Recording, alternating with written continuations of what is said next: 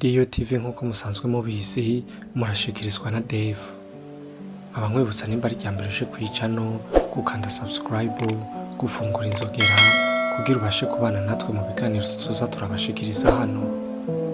Reka nizere ko ugiye kubana naje mu kiganiro kugeza kirangiye, ndazi neza ko kizogufasha. Uno munsi rero tukaba tugiye kurabira hamwe uburyo upanga umwanya wawe neza buri munsi, gutyo bikagufasha gushika ku byo ushaka mu buzima. Ujya akenshi ukunze gusanga abantu batazi ingene bapanga imisi yabo kugeza aho bapfira kubusa.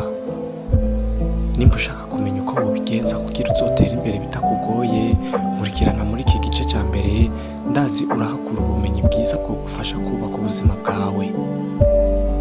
Icya mbere rero ufise gukora, panga umunsi wawe, wandike buri kimwe cyose ukeneye kuzokora ku munsi w'ejo. Ibi bizogufasha kumenya gutondeka amagahunda ku mwanya akwiye gukorerwamo.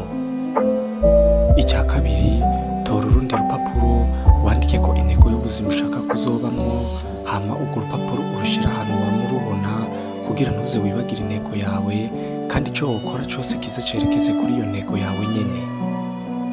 Icya gatatu, nimba wapanze gukora amagahunda menshi ku munsi, hera kuri ajya manini manini kugira yoroshe uyaherezeko.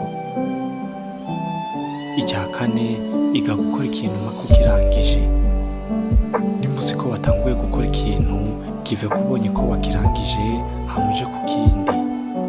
Icya gatanu, iga kuvuga oya. Nutamenya kuza urahakana ibintu bimwe bimwe, uzoronka umwanya wo gukora ibyawe byose ku murongo. Nuko rero nkabandangije iki gice cya mbere, reka nizeye ko uzobana naje mu gice cya kabiri, aho nzokwereka uburyo bwose bubaho ukoresha kugira upanga umwanya wawe neza, kandi nkabashimira mwebwe mwese mwafashe akanya ko kumurikirana. Mwari kumwe na Dave uyikunze. Reka kandi nizere ko kino kiganiro cyagushimishije, nibuke gufyonda hajyanditse sabone kugira uzokomeze kubona ibiganiro nk'ibi, kandi wibuke kugikwiragiza mu bagenzi bawe kugira nabo kibafashe. Murakoze cyane, mugira ibihe byiza.